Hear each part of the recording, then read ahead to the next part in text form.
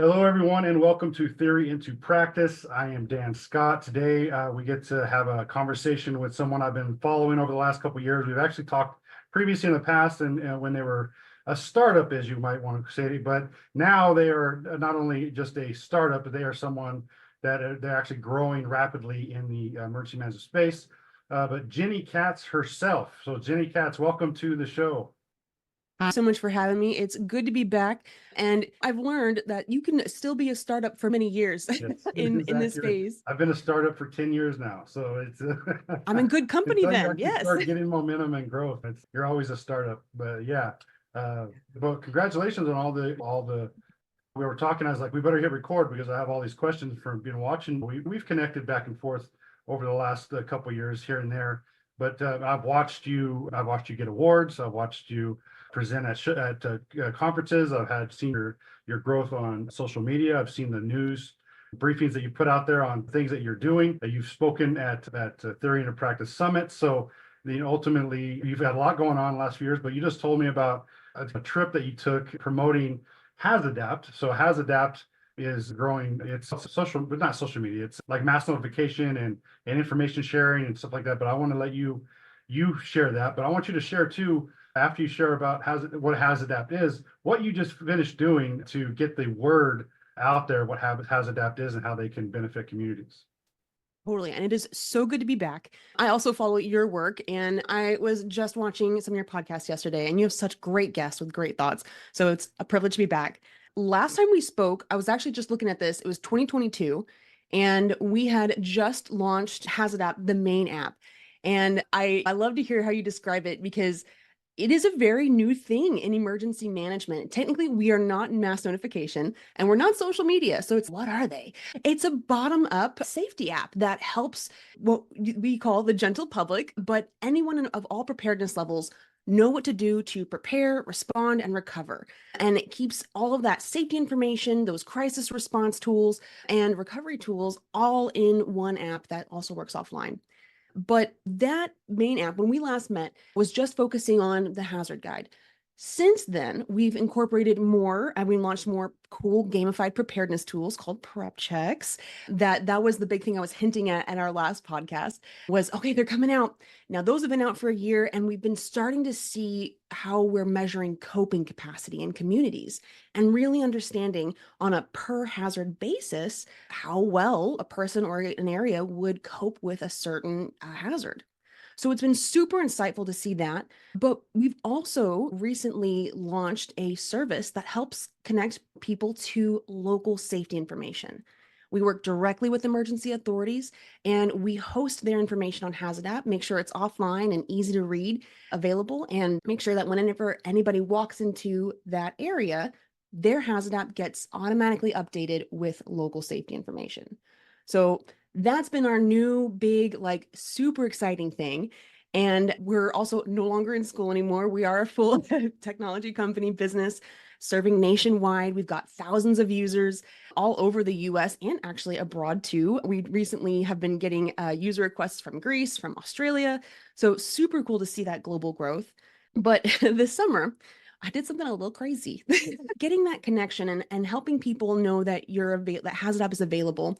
We do a lot of social media, but there's nothing like that physical in-person one face or recommendation or poster. And my and so my goal lately has been to make as many in-person connections, also provide resources to providers or even like apartment complexes or churches. If they have a community that could use disaster and safety resources, we want to help. And on a personal note, my sisters down in Texas just had 2 new babies. So of course, Aunt Jenny had to go on down and see them. And we live in Oregon. And so my husband and I were like, we're already going to be taking a road trip. How do we make this that much higher, much cooler, that much more adventure? And so we had this crazy idea. What if we took the scenic route all the way through Yellowstone and down through Wyoming and Colorado to stop off at every city we can and drop off HazAdapt resources. If I can, I'm going to go knock on emergency manager doors and say, hey, I'm Ginny, we're HazAdapt, we're here to serve with you. And in every stop we could, I would film a little short that was, hey, I'm in this city. Here's the top 3 hazards or top hazards for this area. So it's just a super cool experience. And it is a very different outreach approach compared to like social media and traditional marketing. I was literally like creating packets, writing handwritten notes, and going and giving them to emergency managers. Or if it was on the weekend, I was taping it on their doors and then sending them emails. I just taped something on your door. I promise it's safe, because No, very I think unusual. that's amazing. It's one of those things that is lost. That it's the way things used to be done. It's like, True. and it had that more of that personal touch. And now it's, you won't even get up from your desk to go down the hall to talk to somebody. You'll just send them an email or a text message. It's just like you're in the same house and you're texting each other, instead of just going down the hall to say, hey, what's up? So it's, yeah, it's the way things used to be done. Those personal relationships are built in those ways, and the tax write-off aside that you get to claim as a business trip. That now that to take that on the road is amazing. That's one of the things I would like to do with the Theory-N2-Practice, actually, is Yeah. take it on the road and actually do shows from the road, and actually have guests on from local governments as I drive through the country. That's actually a project that I'm actually working on, trying to implement or seek funding to get an RV to be able to do that. And just set up a studio inside the RV and just go. And that's projects I'm working on. Hopefully 2025 will be Theory-N2-Practice on the road. Oh my Maybe gosh, well, please even in. by Colorado Springs for IAEM. But I think that's amazing what you're doing, getting the word out there. But let's talk about why HazAdapt should be adapted by communities. What is it that they can gain from the HazAdapt technology? Yeah, and there's so much on, and I'm going to talk first from the side of the public, because really we serve the public, but we also work and serve emergency authorities, because there's many parts of this equation, and really resilience is a teamwork, it's a team effort. But for an everyday person who may have some emergency training, I think most people have done a fire drill, or they may be aware that, yeah, I know that there are people in uniforms that come to an emergency, but they are unaware where to find additional safety information. Emergency management is sometimes a mythical profession. People don't know it's actually there. And when I was working in emergency management and we were out engaging the community, we didn't have the resources to reach everyone. And that's typically the case in most emergency management entities, is reaching everyone in your community with equity and inclusion is very difficult. And that's not to say that the efforts on the emergency management side have been lacking. It's more so they don't have the resources. And so for the public, HazAdapt is a resource. It's an app that was a hazard helper in your hand. So we have an extensive hazard guide. And can I share my screen and show you? And Absolutely. Let me give you real quick access here, and then you will absolutely be able to do that. I'd love to have you share that. thank you. You're very welcome. There you go. Sweet. All right. And all right. Can you see my screen? Sweet. Welcome to HazAdapt. So HazAdapt, like I mentioned, is that hazard helper in your hand. So when you first come on in here, you're going to notice trending hazards and see what people are looking at in HazAdapt and what hazards they're getting information for. Extreme heat's been the leader for the last couple of weeks, along with hurricane, but that's actually the first time this year that active shooter hasn't been #1 on our trending hazards list. So it's super interesting to see what emergencies are trending. But the big thing in HazAdapt is our hazard guide. So it is the library of all of this essential preparation, response, and recovery information. Let me go into active shooter. It's one of our most popular guides. Active shooter, or in this guide, what you'll notice is we first come in and it'll immediately tell you what to do if it's happening right now. All of the information is written in an actionable sense. So just like when you're calling 911, they're not here to educate you on the history or reasons why active shooters happen. They're here to give you, here's what you need to do, 1, 2, 3, to get you out of that emergency and get you to safety. So all of this content is written in that scannable 3rd to 8th grade reading level. And we have customizations. So you can really customize this information based on your needs or your household's needs. So that is really this cool opportunity to have an interactive safety guide and hazard information. But we have information for preparation and recovery, and you can customize this information to your language as well. So when the public uses this, they're able to, in the situation, customize it to their need. Maybe, for instance, I'm an aunt. I may not have kids all with me all times, but when I do have kids with me, with my nibblings, I want to be sure I know what to do. Especially because when someone you love is in danger or in an emergency, sometimes we get brain blank. So it's so good to have these guides readily available and accessible even offline. And that's another big thing that HazAdapt offers is one, the whole app, when you download it, it is available offline, but all of our guides are able to be printed into PDFs. And I don't know, can you see the PDF now? Cool. Okay. And yes, That's some of the main resources that HazAdapt offers is why people keep HazAdapt on their phone. The cool, fun, sparkly thing that we've launched most recently, or not most recently, actually, a couple years ago now, are prep checks. And let me show you what that looks like. So you can see I am a Voyager. I've been doing some prep checks. My scores are quite low because I usually run through them real fast as I'm showing people. But it's essentially 3 questions. And let me go to one I have not done. Ooh, let's do overdose. Okay. First, do you know what to do? Place all of these actions in order of before, during, and after. What safety supplies do you have right now that could help in the event of this emergency? And so you can start to actually build your resources as you're going through, and it'll remember, hey, you've already got this, or maybe you don't have some essential items, you should go and get that. And then the third question, this is the juicy one. Who do you feel most comfortable calling in the event of this emergency? And this is really us, one, measuring people's safety networks. And even if they live in an area with the top 911 response, if they don't feel comfortable calling that response, or they live outside of an area where that response may happen, they can't rely or utilize 911, even if they're the most accredited and ready to respond. Having people be able to list who would be in their support network is awesome. And those 3 questions add up to your score, your coping capacity score. And as you can see, I didn't really put a ton of effort in this, but I had a couple supplies. So I've got some intermediate preparedness. All right, not bad. But I can look at those results and get an idea of what I can keep working on. And it gets me back to that guide that gives me that information on what I should be doing. So it's this opportunity to both measure my coping capacity and then reinforce it and build it.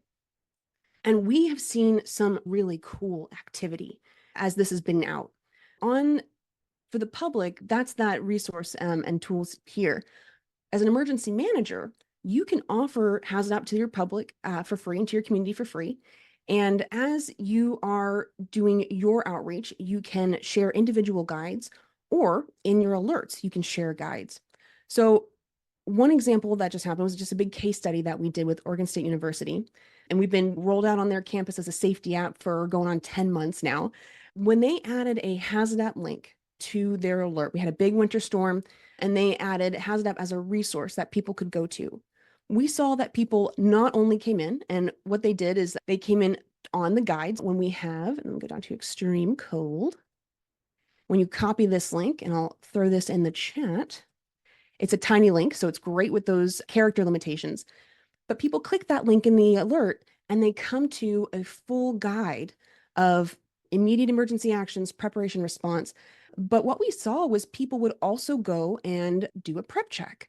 And sometimes they do 1, sometimes they do 5, or they would look at extreme cold and then they would go to the hazard guide and see what other hazard guides were here. And funny enough, besides active shooter, cicada broods is one of our most popular hazard guides. And so people would come in, and whether they would look at cicada brood or whether they would look at assault, that was the other really major hazard guide that would come in or be activated when that alert went out. We saw that people took 10 additional steps that are the FEMA preparedness actions just from getting access to that link in that alert. And so that was this big moment of, oh my gosh, we can help people take immediate action right after that alert and then actually see what they do. And what we saw was people would take immediate action either within the hour of the alert or throughout the day. They'd come back to it. The alert would be sent out early in the morning, and then people would come back to it later as well. So there's this kind of unique engagement and behavioral psychology that we're learning in this new realm of really easily, convenient, accessible safety information. yeah, I think that's amazing for all those who are potentially listening. The gamification of the program and the visualization of everything that you can see and click on and explore is amazing. And be able to ignite that additional action that they're taking to do more research, do more preparation, do more information gathering. It's amazing. So when people go in here and look at how are they gaining access to the information? As in the hazard guide or prep checks?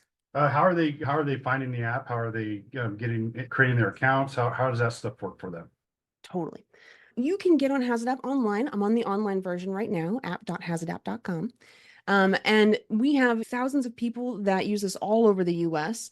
But we also have an app on both app stores, and it's the exact same thing, except go home.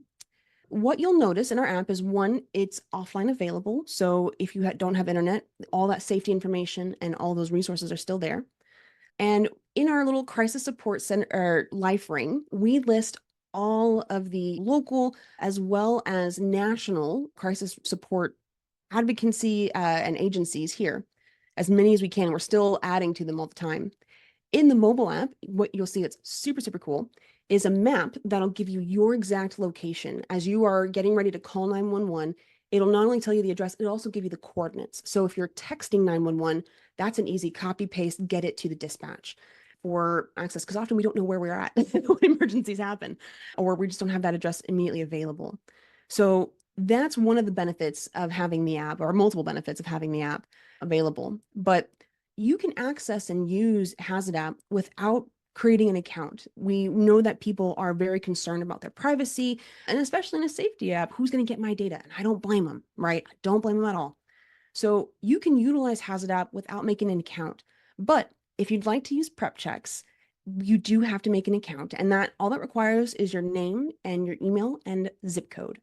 And we ask for zip code so that we can, one, help get you connected to local emergency resources, because that's really important, that who and where you should be looking or being able to access them. But then we also offer that coping capacity information to emergency authorities, so they can subscribe to that and see how well their community members would be able to respond and survive and cope with different hazards.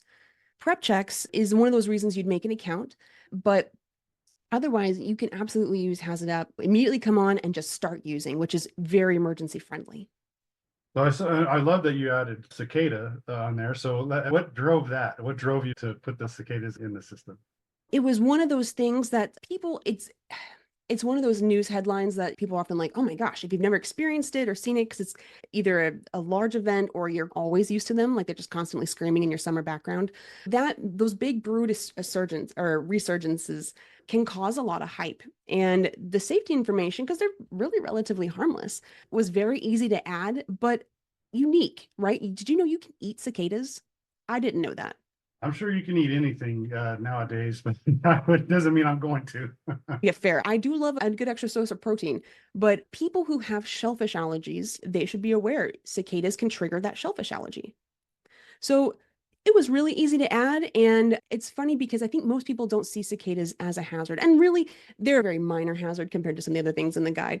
But if they fly in your car and freak you out, or if you are fearful of them, they become a bigger hazard. So if we can help minimize that fear of the hazard and make you more prepared, you're going to have a safer cicada emergence and also just general interaction. Yeah, they can be unnerving. The sight of them, the sheer number of them in a location, and if they are flying, it could look scary. No, I love that you put them in here. They've made the news quite a bit over the last several months. It's a very I'm enjoying the fact that you put them in. Thanks. Yeah, cicadas, what we've found, and I'm going to speak now also from like our team's perspective, creating hazard guides, that whole process, and we have a full team of emergency and resilience experts, ranging from doctor of emergency management with fire expertise all the way to clinical research, disease epidemiology, and chronic illnesses and disability, and then also kids and family resource and veterinarians. But what we've found on our hazard team is we've been creating all of these guides. One is that it is much easier to create a guide like cicadas or avalanche or blizzards, ones that have more of an environmental or natural context to them, compared to things like active shooter or disruptive persons or sexual assault or hate crimes, right? These are very difficult to write. One, because there's that human context of, oh, another human may have caused this intentionally. And they also take more time to create because we want to be sensitive to all of the different social contexts that also interlay with these hazards. For instance, in sexual assault, it's not just the immediate aspect of getting to safety and what to do if you are experiencing this, but then what are all the different contexts of sexual assault that happen to entities that are not human? And then as you're recovering, one of the most important things that is important for your path of healing is getting connected to support and community. And understanding that you may need to connect to different communities based on your intersection, and really offering a very wide variety of connection to those community-based support groups. That's amazing how much information's in here. For all those who are listening, definitely check out the webpage, check out the potential of getting the app. It's an amazing resource, and you'll definitely be hearing more about it over the next coming weeks as I learn more about it and all the new things that have come from it. What else should they know about HazAdapt before we move on in our conversation? One cool thing that actually just rolled out a little bit earlier this year are promoted products. Now, what you'll never see in HazAdapt are, especially in any of our guides, goodness, like within the hazard information, are ads. We don't do ads. We think that's distracting, and we think that you need to have your 100% focus on this information here. But we want to help people get connected to emergency supplies, right? Because especially if you're not from the emergency and response realm, going shopping for emergency supplies is a huge mental task, and it can be very difficult to find what you're looking for and or expensive. So we created a new feature called promoted products. And these are very straightforward products that are, one, we tried to find affordable, but options that we also would stand by and say, hey, yeah, you know what? These are either tested, have shown to be tested and used really well, or we've used them personally.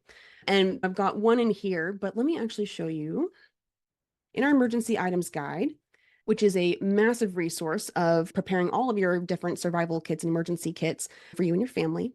But in our emergency guide, in our promoted products, we have listed all of these different products that are relevant for different hazards across the realm. And you come on in here and you can see different options and then go straight to either the brand's resource or to that Amazon page. Add, but not. More so just a massive list of promoted products. This is a super cool thing that we're excited to share with because one, we want to reduce that stress and that pressure to find the right emergency item because often people get so overwhelmed that they don't actually go and get it or they just delay it. And if we can help people get connected to resources that they can trust or are excited about, that's what we want to do. So that was something that we've recently launched, and I'm very excited to announce that. But besides that, I mentioned, and I hinted at this earlier, what we've also begun to offer is local information. Let me go back to the hazard guide. So let me turn it on. When you're in an area that has an emergency entity that works with HazAdapt and partners with us, we offer their local information here. So you can see I've got disruptive person on OSU campus. Now, I'm not on campus, but I've bookmarked this. So that means I can always have it available. And I live not far from campus, so it's still very relevant for me. And I was a student, but I bookmarked it to keep it close. And all of this information is relevant and from the university. So it gives me access to their specific instructions and what to do and who to call here. Really cool. And then we're able to offer Mike, the OSU emergency manager, a data dashboard that helps him see who and how people are accessing this. So in that ice storm event, they sent the emergency alert with the HazAdapt link. And we saw people not only go and view extreme cold and our winter weather hazards, people also came and looked at disruptive person and local context. So that means that people on campus were using HazAdapt and then accessing that local information. And this has been such a really cool feature for us to offer because we've learned a lot about engagement trends with safety information over the last 10 months. And those findings, shoot, I could do an entire presentation on those findings. And if you want, I can give some highlights now. We can dive into that. Or if there are other questions you have before we dive into that, let me answer those. No, sure. I'd love to have you dive into that. And as far as the presentation goes, you can always present at the next summit, which would be amazing. One thing I'd like to take a break right now for and just ask is, where do people find you? Where do they find this content? And how can they seek more information if they're interested? Yeah, absolutely. So go to your app store, whether that's Apple App Store or that's Google Play Store. HazAdapt is on there. It's 100% free. You can download it there. You can also go online, app.hazadapt.com. And HazAdapt is HazAdapt. It's like hazard adaptation, smoosh together, HazAdapt. And always a free resource. And emergency authorities, you are also able to share HazAdapt 100% free, whether that's posting about it on your social medias, sharing in your alerts. We also have tons of cool resources on our website for providers to share it with their community: QR codes, posters, website stickers.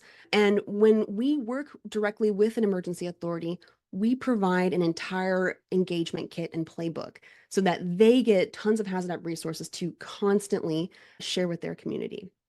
So That's that's where you can amazing. find HazAdapt. Yeah, it's amazing information. And for everybody who's out there, if you're just happen to be driving down the road, all this stuff will be links will be inside the show description as well. You'll be able to find it later if you go back to and check it out. There'll be a link for you to click on or pursue more information if you're driving down the road. I don't want you to start driving down the road and try and grab information. It's there. It'll be there. I promise. Okay, let's go into what you were talking about as far as present on some of the findings.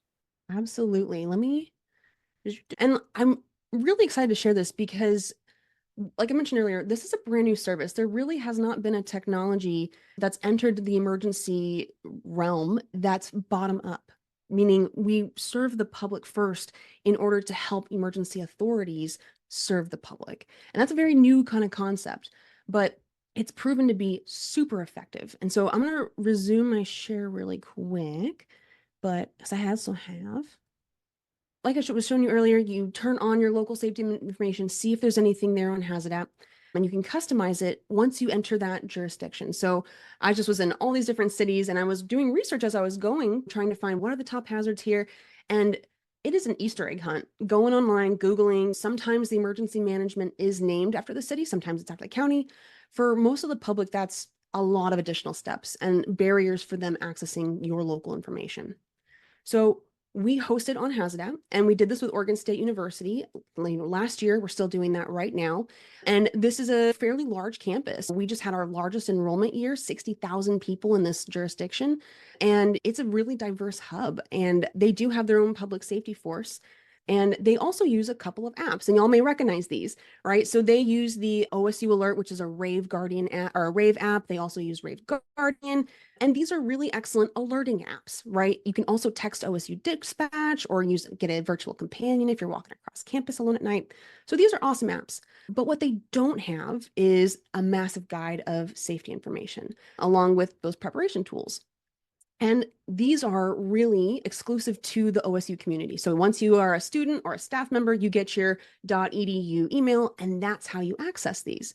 So all of the visitors that come onto campus can't really access this information easily. And that's really important, especially for times like during the summer when they've got kids camps that come onto campus and parents that aren't students but are on campus a lot, or their kids are on campus a lot. So they want that information. But we added HazAdapt, or they added HazAdapt to their repertoire of emergency tools in their toolboxes. This is actually one of the posters that Mike, the emergency manager, made. And they click the QR code, they go to their website, and they can download them. We also help them advertise. And so we created some posters, and we've learned, this is one of the things we learned. We were excited for this really big game, Oregon State University versus University of Washington, tons of people coming. And we had our sign posted out here, and Mike and I were sitting in the background watching people come through and seeing how do people react to this. And what we learned is that there's a lot of visual stimulation happening at a football game. And unless you're going to be able to compete with that kind of a poster, like these massive 30-foot posters on these stadiums, you might get ignored, or you might get beer cans thrown at you because people are too busy going into the game. Posters are awesome, but also trying to co-engage during an event is tricky. And we learned that actually the more successful method of getting people connected were actually everyday posters. One of the initiatives that we help support on Oregon State University campus is bike safety and bike theft safety. They have a bit of an issue with bike theft on campus.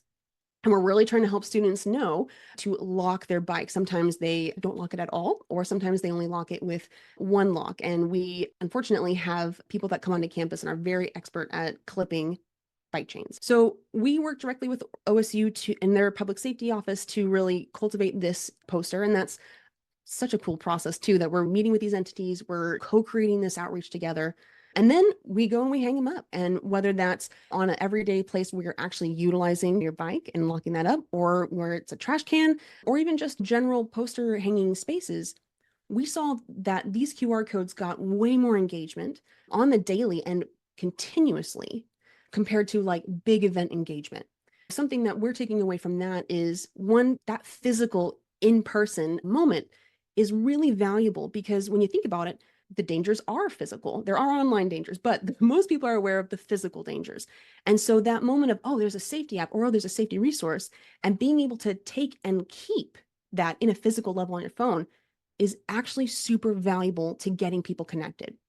So that was really awesome to learn. And this was all something that once the posters were printed, their public safety team was able to slap them up within a day. And then we saw immediate engagement for months and months. And we would do a poster refresh, and then boom, we would see that get activated again. So that was really interesting to learn. And I recommend, don't slow down on social media, but also consider that physical posters that are eye-catching are also so valuable with QR codes. That's the big thing. Have a QR code, because we sometimes will list websites and people often won't sit there and type in a website. They want a scannable. So QR codes for the win. But that case study, when we were observing how that interaction went out, the emergency alerts were over a course of a couple of days, right? People were wondering, should we come to campus? Is campus closed? Because it was happening right as campus was reopening for the first winter term. And what we saw was, with every alert that OSU Emergency Management sent out with a HazAdapt link, we saw massive spikes of activity, not only in their disruptive person or active shooter information that they also host on HazAdapt, but in other guides as well. And that was really awesome to see. And we noticed that extreme cold got significantly more hits, but power outage, active shooter, car accident, robbery, theft, overdose, CPR, those also got big spikes of activity. So that was really awesome to see. When we were implementing this and supporting OSU, I mentioned this a little bit earlier, we not only co-created those posters, but we also provide that dashboard so they get that real-time engagement activity. Like, imagine being able to see, I hung posters, and then I can see that day how many people actually scanned them. Or I can see that day how many people actually, after I send my alert, actually went and looked at that safety information. So often we send out alerts and we hope people get them and we hope people take action, but we really just have no idea if they do. And so that was something that was so powerful for Mike, because not only did he see how his engagement was going, he also saw that we have a very large Mandarin speaking and reading population here. He now has that initiative to say, I'm seeing that activity on HazAdapt. I need to create more Mandarin-based outreach options.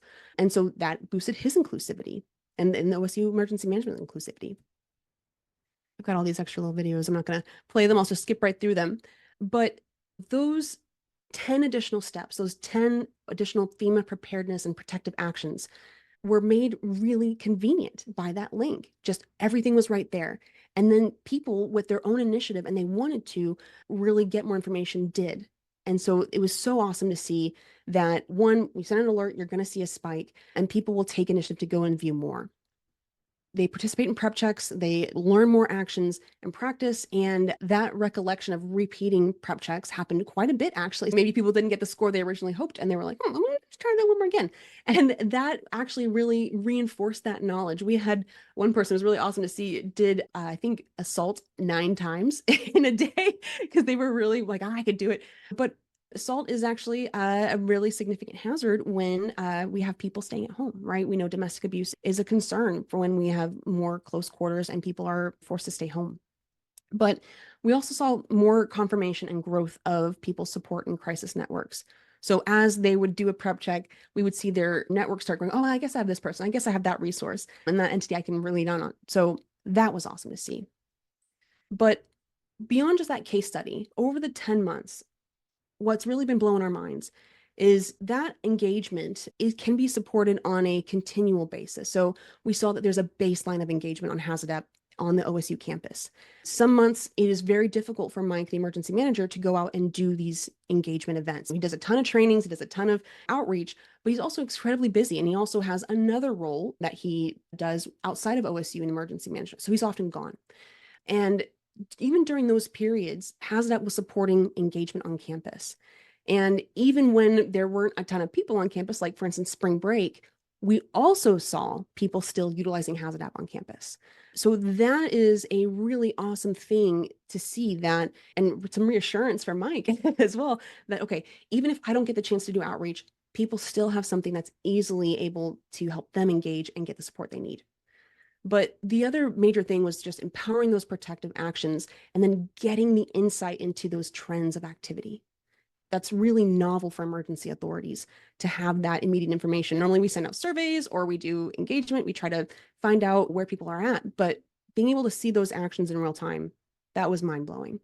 But then that focused in content engagement, when you send out an alert and that's focused on a specific hazard, what we can expect is people will either click your link, maybe go to your website and try to find it within your massive website resource, or they're going to go down a Google rabbit hole. And now they're fighting different ads, or they're trying to find what's official information. Google's AI is coming out and that's been really wonky. And it becomes a massive barrier of overwhelm. What do I look at? What's official? Is this thing right? Is this thing right? Or if it's offline, they don't even have access to Google or your website.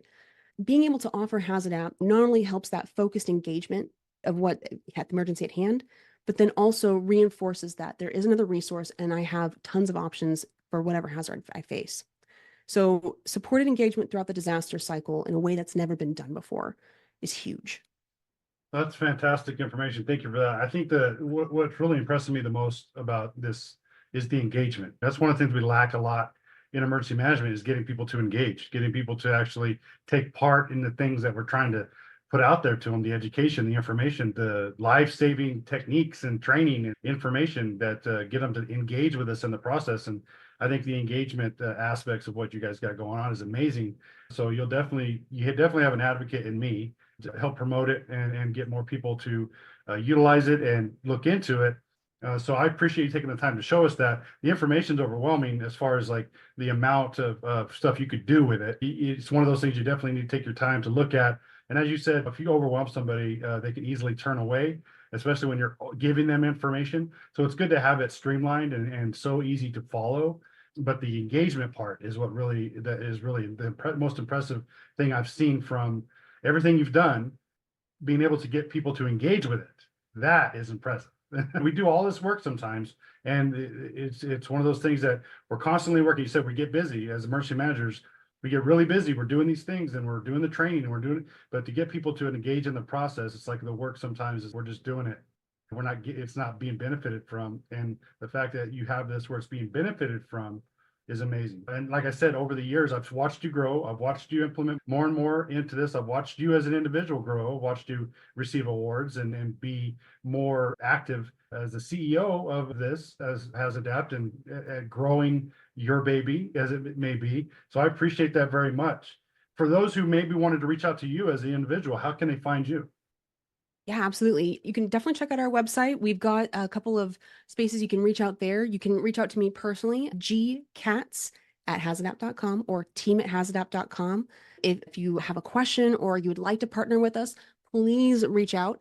If you see something missing on HazAdapt, right? We're still building that guide. We have a very active hazard team. We're currently working on nuclear hazards and drowning right now. We have a very active team that's constantly putting out more information, and we get requests all the time for additional information or for local service. And when people reach out to us saying, hey, I'd like to see my city's local information on HazAdapt, we take that request and we go directly to the emergency authority and say, hey, a community member of yours was letting us know they'd like to see your stuff on HazAdapt. How can we work together? How can we partner? That has been something that I think also touches on something you just said. Engagement's really hard and it is incredibly time consuming. It's resource intensive, and emergency authorities already have so much that they're responsible to do. And engagement is one of those things that we have traditionally been given top-down tools. You send an alert, which is yelling something at somebody, and they hope they got it in one language. Now that's getting better, and I'm thankful for that. But we have these events where we're sharing, and maybe we get some back and forth, but it's usually very small.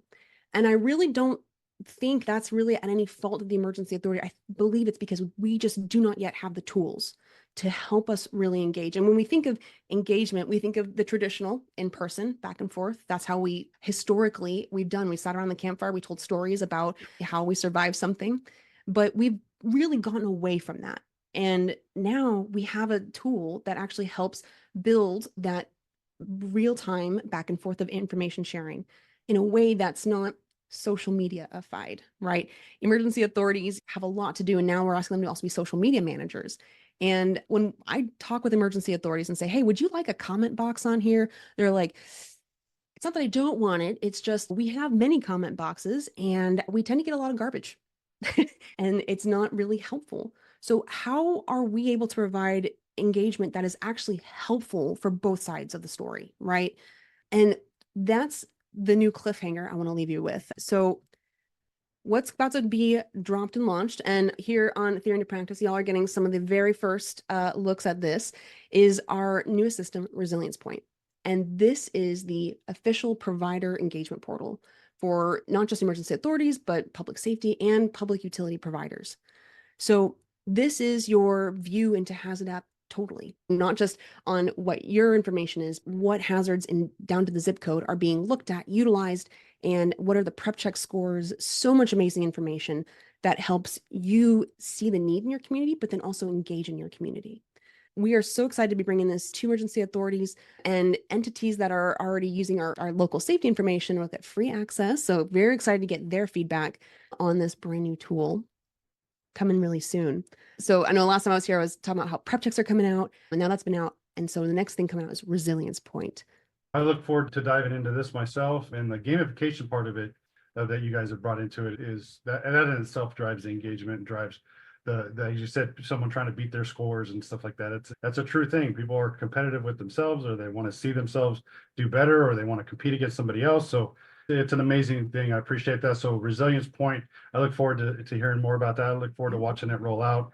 I look forward to continue to watch HazAdapt grow and you grow as the driver of HazAdapt, but more than that, the impact it's having on the profession of emergency management, but the communities in which it serves. So thank you very much for that. Thank you for the presentation. Thank you for talking to us today about it. Is there anything, I'll leave you with the last words, or anything that you would like to say before we finalize? I want to send out encouragement. We are in dark times. We are entering into a new disaster era. And I think on both the public and the emergency authority side, I think we're both in this moment of, oh, it's going to be a lot more than we anticipated. And what I want to reassure everyone is that HazAdapt is here to help support you where you're at. And for the public, it's a free tool that you can use, even if you've never touched any kind of disaster or emergency preparedness stuff before. This is something that you can use and use easily, and put it on your phone, download it, and forget about it until that emergency. I would say, actually, don't forget about it. Go practice prep checks. But for emergency authorities, I know y'all have a lot on your plate, and I know that you have already done a beautiful job trying to gather safety resources and have them available on your website. When we think about how we're serving the public, I want to encourage you to take a step back from your daily activities and your mindset. You have training, you have education, you have a lot more context in this realm. And we often think about what things should be. The public should be going to your website. They should be signing up for alerts. But if it's not convenient and if it's not approachable, it is very difficult for them. Put yourself in the mindset of your community members and really think about, if I didn't know anything about this, how can I make this approachable to them? And that bottom-up mindset of supporting people where they're at is really what's going to take your engagement to the next level throughout your in-person and your digital outreach. As we're entering this new era, I just want to encourage everybody that we need to come together, and we need tools that can ethically help us. And that's where HazAdapt is here to serve everyone as much as possible. So Daniel, thank you for having us back here. And thank you for all the work that you're doing, sharing these incredible thoughts with your podcast and all the work that you do in service. Well, I appreciate that. Thank you very much. And I'll definitely be helping promote and push HazAdapt and your projects, and definitely keep my eye on the projects you got going on. The time that you gave us today is amazing. Time is your most valuable asset. And I appreciate you giving me some of it today. It truly does mean a lot to me and to those who take the time to listen to the podcast. For those who are out there and driving or just want to get more information, please take a look at the show notes. I'll have all the links for being able to connect with HazAdapt, learn more information, but also connect with Ginny. If you're interested in hearing more about it or in putting this into practice inside your jurisdiction or community, the work we got coming up in emergency management is ever growing. It's ever changing, and it's one of those things that we see more and more coming onto the plate of emergency management. And it's one of those things that we can't see the future, but we can prepare for it as we practice in emergency management. So thank you for those who are taking the time to listen. Thank you again, Jen, for taking the time to come in and show this wonderful product. And for all those who are out there listening, let's get better and let's do it together. I'm Dan Scott, and I will talk to you next time.